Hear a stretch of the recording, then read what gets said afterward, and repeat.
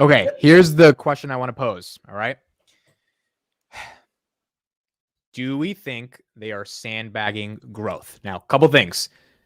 We as investors cannot make an investment off of the assumption that they are sandbagging growth. I think that would probably be an unhealthy way to invest. However, as you said, Matt, when you're talking about NDR and you don't want to give away certain numbers, I mean, look, they said 30% CAGR a couple quarters ago. They CAGR'd government for the past 10 years, 30% year over year, even though some years it was bad, some years it was really good.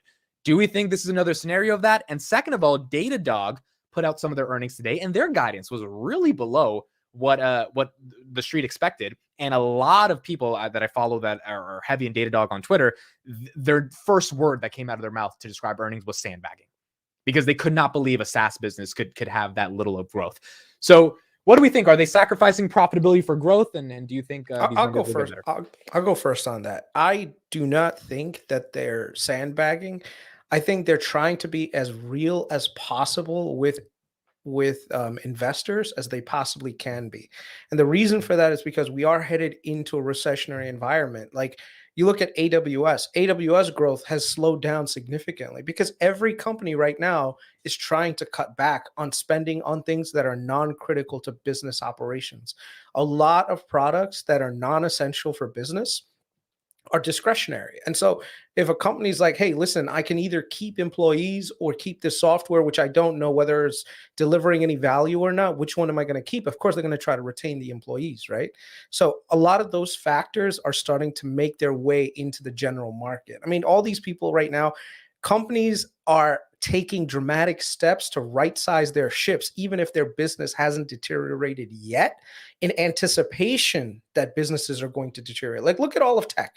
All of big tech is still profitable. They're still generating billions of dollars, but they all realize, hey, listen, a slowdown is coming our way. They're some of the smartest guys in the street. They're like, no, we need to cut back on employees. We need to cut back on headcount. We need to cut back on spend because we don't want to have all these additional people twiddling their thumbs and we don't have enough work for them coming into the future. So I think a lot of them are just front loading the expectations because the recession is on its way. Like, it's almost like people are batting down the hatches and getting ready for it. So one of the things that they're not going to do is just come out there and say, look, we could probably do this, but we're going to guide for this. So yes, there is an element of sandbagging, but there's also an element of realism in there also. Because the last thing you want to do is promise something that you cannot deliver in this environment, because you're going to get punished twice as hard as in the past. You know, at least in the past, like, the market was very forgiving. You didn't have a 5 to 6% hurdle rate on cost of capital. Right now, it's a whole different ball game. Like, you better come with it, and you better come like honest as possible. Mm-hmm. Yeah, I think another thing that I think I agree with the realism piece, right? So I think in the past, maybe that 30%, you know, this is all me speculating, but that 30% annual revenue growth, I think, incorporated things like the NHS deal, which isn't necessarily a slam dunk anymore. And I think some of those things, while we've had positive sentiment based off of what's going on in Ukraine and Palantir being able to help out with that, and some of the obviously the help with the pandemic and stuff like that, there's still I don't want to say credibility problem, but the fact that people think that America is spying if they allow somebody like Palantir into their country, right? And you're giving the Americans too much power. You're giving somebody, but so I think that there's still this sentiment piece that obviously you're seeing the international revenue decline much worse than the U.S. commercial and the U.S. business declining, because that's what's basically holding up the revenue kind of going forward. So until you kind of get out of that sort of funk, you know, I think you kind of have to be realistic with people to kind of show this is likely or something that could happen. Now, obviously, if the NHS deal comes in, then, you know, that's a 5% hit immediately in the positive direction on revenue growth, because it's going to be like $100 or so million a year in revenue. So I don't know, kind of anyway, I think it's realistic, the actual revenue piece. What I can't foresee as being realistic necessarily is the earnings piece, but the gap profitability earnings piece. But I think that's we've always been sort of so borderline on that anyway. It's not like we're going from a negative dollar EPS all the way to like just, it's like we've always been minus 10 cents, minus 15 cents. So it's not like we're going a magnitude different in terms of, you know, trying to swindle anybody. But anyway, I think I'm kind of diverging from the question a little bit. So no, that makes a lot of sense. And Grogu, before you answer, you are a part of ETH's run up, Ethereum, and Tesla's run up. And these are high growth. I mean, at least Tesla, right? It's just high growth. They have to produce real massive 60, 70% year-over-year growth to justify those premiums on the stock. You are very heavily into Palantir. Management is saying barely 20% year-over-year growth. Like, to you, as someone who's participated in really high growth companies, does that concern you, or do you actually think they're lying? No, it doesn't concern me. I'm used to seeing companies grow at a slow pace and then eventually just take off. I'm gonna give them 5 years. That's my time limit. So it's been almost 2 now. So 3 more to go, and I'm gonna keep an eye. So my conviction goes up based on growth. So if they keep growing and they keep getting more clients, because I think that's where the actual value will come. So based on that, I will continue to buy. And if they start decreasing, then I'll load off some of the shares. So that's usually how it works. Conviction goes up, buy more, conviction goes down also. So I have like 2 positions as well. So no, I mean, not right now. Well, all I'm focusing on is the client growth. Also, in terms of the last question, sandbagging, I would say they kind of are, because my last point was that I think they have it all planned out, that they probably don't even have to actually beat the estimate, because analysts are estimating based on whatever they are getting guidance on. Even if they meet it and then just keep growing, that's enough. They don't need to overshoot the profits in any way. So I think they kind of are sandbagging. They have it all planned out for 2023, leading to 2024. And the goal of theirs should be, okay, show the profitability, but actually just get as many people on board as possible, because that's where your actual money is going to grow. And until people don't realize how valuable the software is, it's not going to grow. And for ETH and Tesla, it was the same thing at the early stages. Not a lot of people actually knew what this tech could do. And I could raise this question: did anyone from any stock market know what ETH was capable of doing even today?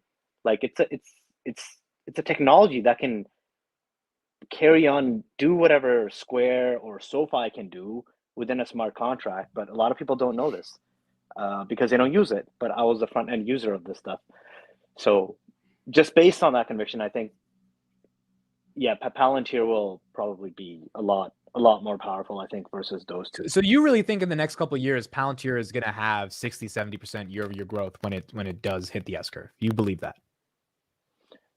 Yeah, I think the growth will be just coming from the clients. So the clients that they onboard will realize how valuable this thing is, and they'll continue to pay, because each company will make so much money off of their own data, which they will be launching. So currently you have like stuff like Amazon or these app stores running on Apple. I think each company is capable of launching their own product using Palantir's Foundry. So like a bank can launch their own app. So if you have a competitor on the side, like Square or SoFi doing something, the bank can actually launch exactly what SoFi does using Palantir, because now they know how to like utilize their own data. And that's where majority of the money is going to get made. So if you just have 360 clients today, it goes to 1,000. I think the money will pile up later, not now, but let them onboard the people first. That's my conviction. So I agree with your end game, with that they're going to be much bigger than they are today.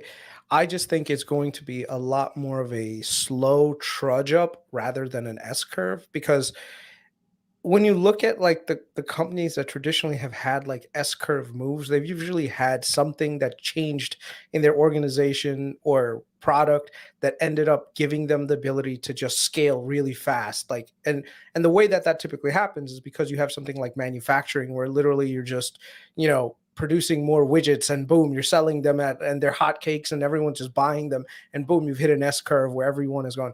I don't necessarily see that with Palantir, because enterprise software, the way that the purchasing works is that it's exceptionally slow. And then on top of it, you have to integrate it and everything else. So it's not one of those things that's just like, oh, X, Y, and Z got Palantir, well, we need to get it too, and let's get it running in the next like 30 days. Like a lot of companies and organizations need to actually adopt and change up their culture, which makes the adoption process a lot slower. It's not to say that they won't adopt it, it's just that it's a lot slower. So I think it's going to be more like Salesforce, in that they'll consistently grow over a long period of time, rather than like grow slowly and then one day just wake up and they're accelerating on all cylinders, and now all of a sudden the growth is just jumping. Like I just don't see that happening in the SaaS world. I see it in the enterprise SaaS world. Let me rephrase that.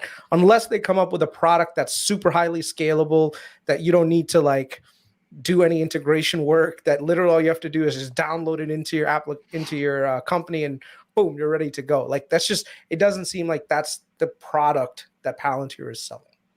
Yeah, I mean, I look at it. They are onboarding right now, and I know what you're saying. It makes sense based on the current information you have today.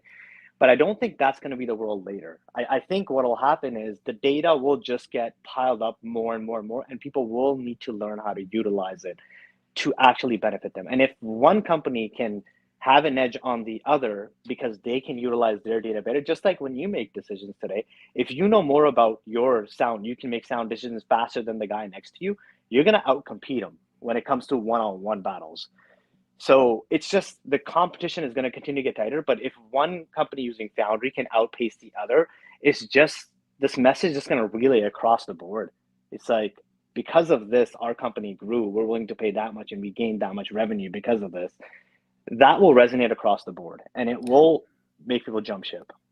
I do think that there's one part that there might actually be an S-curve, and I think that's in the defense industry, right? Mm-hmm. Like right now, I think what happened was they were like this growing, and then they had that court case, and then literally they started growing their contracts.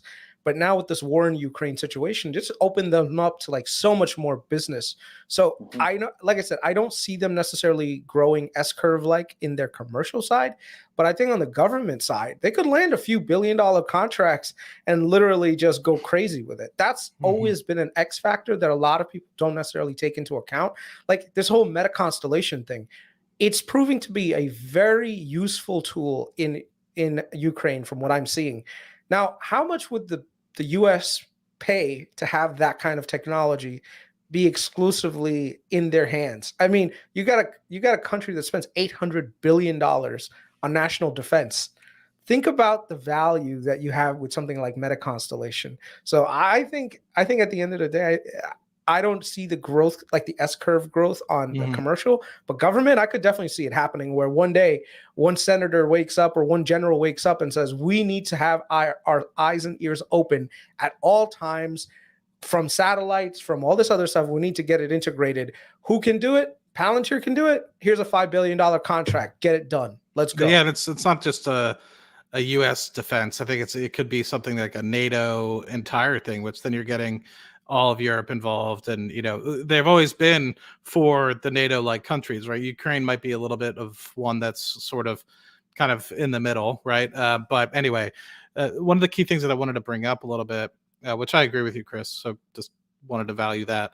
The thing that is in the back of my mind that bothers me, and there's like a couple points I'm going to bring up, but I'm going to push it back to the room, is like the thing that I just want to ensure is that we're not taking the fiscal year 23 GAAP profitability at the sacrifice of continued growth. I don't care about 1 cent of GAAP profitability. I would much rather continue the acquire phase of getting into another 200, 300 companies in fiscal year 23 than show 1 cent or 2 cents of GAAP profitability, right? Like that's not going to move the dial, because at the end of the day, it's still a free cash flow positive sort of organization on an adjusted basis. So that's one thing I wanted to kind of get out there. I would much rather them run it like how Tesla did, where they're expanding into new factories. They're not necessarily caring 100% about GAAP profitability because they're still trying to infiltrate all the industries and get that aerial expansion.